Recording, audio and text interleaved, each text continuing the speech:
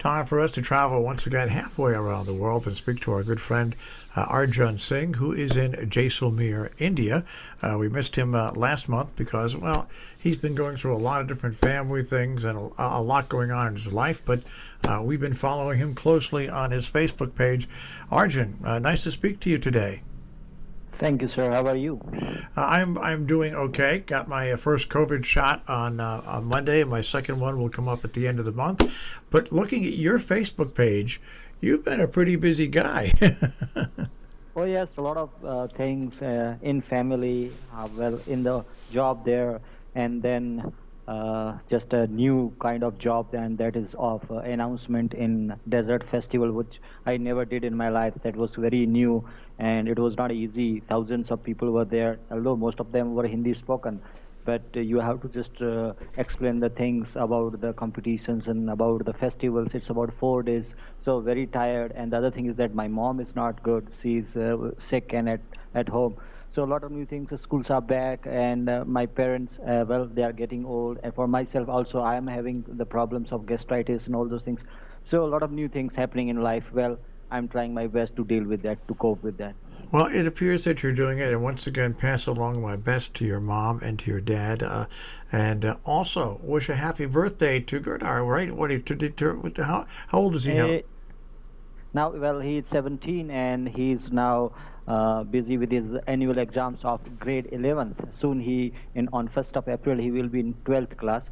So only a year for him in the schools, and then he will go for the college. So always very busy. He's grown up now and growing up fastly, very busy with his studies and very ambitious guy. So every time thinking about his college and all those things. Well, I have right now with me 20 lines which I wrote long ago in 2009 when I got the opportunity to go to the US Embassy. And at that time, I wrote a story, and that is related to my mother. Well, as you know, she has been suffering from a cancer, and that is metastasis type of problem, like we say metastatic cancer. So the cancer that is started from the liver and now the gallbladder and all the things. So she is on palliative care. As doctor told me that there's no any chance of cure, so you have to think about the palliative. So once a week she gets admitted in the hospital there, where she gets painkillers, injections, and not very strong, but like a light dose of chemo and all those things. Because what I just asked to the doctor that I really want her to be in not in pain, so like a comfortable life. And so the doctors are doing their best, and we live in a small remote areas like in Jaisalmer, where every time for the consultation or for the permission of painkillers, you have to go the headquarters like the other districts like Bikaner or Jodhpur, which is about 300 or more than 300 kilometers far. So I travel a lot in these months, and once in a week go to the hospital, stay there for 6, 7 hours with my mother, because my mother believes in me a lot. She says, if whatever you say is the correct, not the doctor says is. So she doesn't believe in the doctors or in the medicines. But whenever I say, well, it's going to be okay, she believes me. She said, yes, it's going to be okay because you are saying. So I have 20 sentences which I wrote long ago in 2009. If you allow me, I will read it for my mother. Absolutely, Arjun. Thank you. This is just like a small story, and I wrote it. I'm going to New York, I said to my mother. She did not reply. You know how far it is? I asked her again. Is it far from Haridwar? She replied. Haridwar, the only farthest place she has ever traveled in her life. Yes, my dear mother, it is little far from your holy Haridwar. I smiled. My mother, who never went to school, never traveled much in her life, out of Jaisalmer, knows nothing about the world and its countries. Only once she traveled with my father to Haridwar, a religious city on the bank of holy river Ganga, you say Ganges, to pour the ashes of my grandparent. So she has been traveled only once to the Haridwar, which is just close to Delhi, the capital of India. Jaisalmer is the whole world for her. Her and her kids' success is the investment of her life, and their happiness is the most precious reward of her life. She is very happy in her small world, and I do not want to disturb her. Of course, she did nothing in her life if we talk about her career, but she raised her children very well. She is a wonderful lady who looked after her kids well, worked hard, and sacrificed her personal choices to provide good education to us, means to her kids. She cannot believe that man has reached to the moon. She cannot believe that a man can marry a man or a woman can marry a woman. She cannot believe that a pet dog is taken to hospital for treatment. She cannot believe that swimming is a sport and a man won 8 gold medals. But she is master of her own world. She knows better how to maintain family's monthly expense, how to make a fine tuning between herself and her educated son-in-laws. How important discipline and love are in one's life, she knows very well. And she knows how to raise her kids and grandkids as good human beings, and how to support all the family members during the tough time, and how to face and how to deal and how to come out of it. I remember well once she, just like a trained economist, declared that if a person earns 100 rupees and spends 99 rupees, he is the rich man, and a person who earns 100 rupees and spends 101 rupees is the poor man.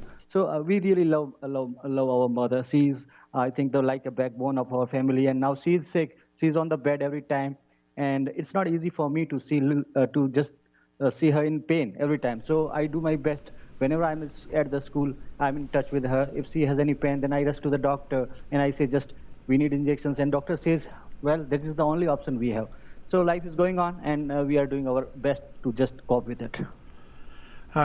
It's amazing, Arjun. I can understand what you're going through. Years ago, I was the caretaker for my mom, and that along with everything else, that became the most important thing for me, to always stay in contact and to always make sure that everything was going okay.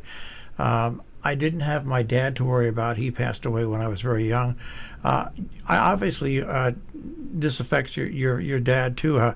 Have you been talking with your father about it and trying to comfort him as well? No, not yet. Honestly saying, it's not easy for me to tell my father and to my mother. Even Girdhar, he has no idea. They all know that my mother has some fatal disease, but they even don't know that she is having that metastasis cancer or like that. Because I know if she comes to know about that, if my father comes to know, he can't stop it. He would definitely tell it to her.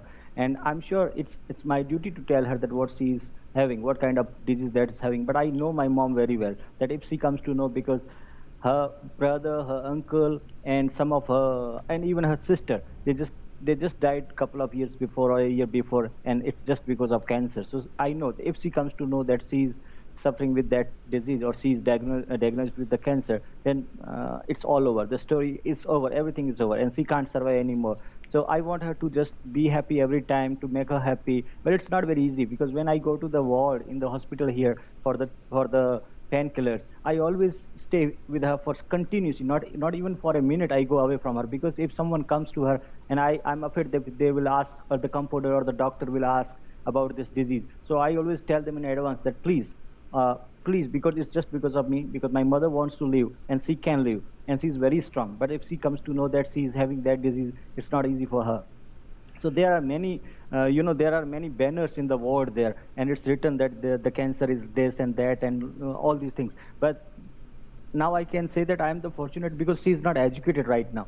She can't read those banners. So she always tells me what the written is there. Then I say, well, it's all about small diseases or problems, and you will get well. And I think I'm getting good result out of it. Well, I don't know about the life, what's happening or what will happen in future. But right now she's okay. She's happy. She gets the painkillers. She smiles for a while. She comes to home, and then she spends her time with the kids. And so that's why, sometimes I think I feel guilty that I'm not telling it to my parents. But I know very well. I know my parents very well, that if they come to know, that they would not live. They can't tolerate it. They can't just live with this thing. So I'm doing my best, and hopefully, when the conditions get worse, because doctor is saying me that tough time is coming soon. So that time I will tell it to my father or to my son also. Right now, my brother, my sister, and my wife and the other family members, they know about all these things. But I do my best to just spend some time quite comfortably. Now, do you have people that you can talk to? Because it's got to put a lot of pressure on you, taking care of your mom this way. Oh, well, of course, it's really a big problem, because last time when I met to the doctor, because I had problem of gastritis and all those things, so he told me about all those things, the stress and all those things, and he explained me that it's not easy for you to just keep it, or not to tell anyone. So just tell it to your friends, spend some time with your friends and with your family members who know about that. So I can understand, because this is a big pressure on me, and even in my school. So I work hard at the school when I'm at the school, and I try my best to spend time with my family a lot.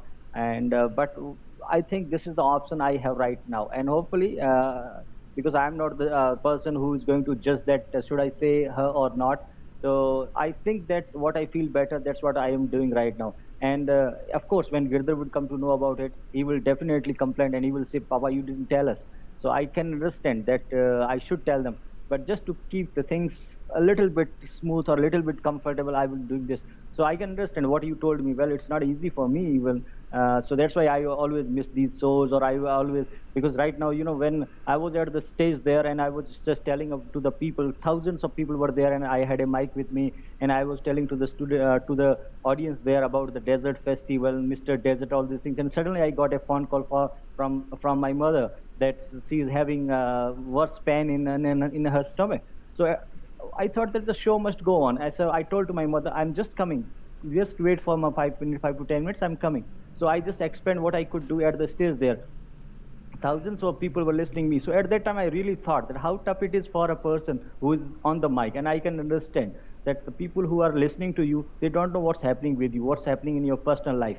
So it's not an easy job. I can understand. So it's a big salute to all the people who are working these kinds of things like you, who are working on the radio, because we, the listeners, sometimes we think about only our own problems, and we think that, okay, Mr. Marshall is speaking right now, but we don't know what's happening in his own personal life. So it's what I experienced at that time when I had a mic with me, and the same time I got a phone call from my mother, and the same time I had to explain things to the people who were waiting for me.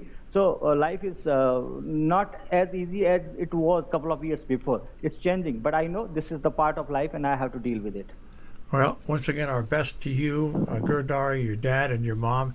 And we'll speak to you again next month and keep following you on Facebook. Okay, Arjun? Thank you, sir. Thank you. Take care, and good luck to all the listeners of Robin Hood Radio, and stay safe. Thank you very much. Okay, bye-bye. Arjun Singh and Around the World here on Robin Hood Radio.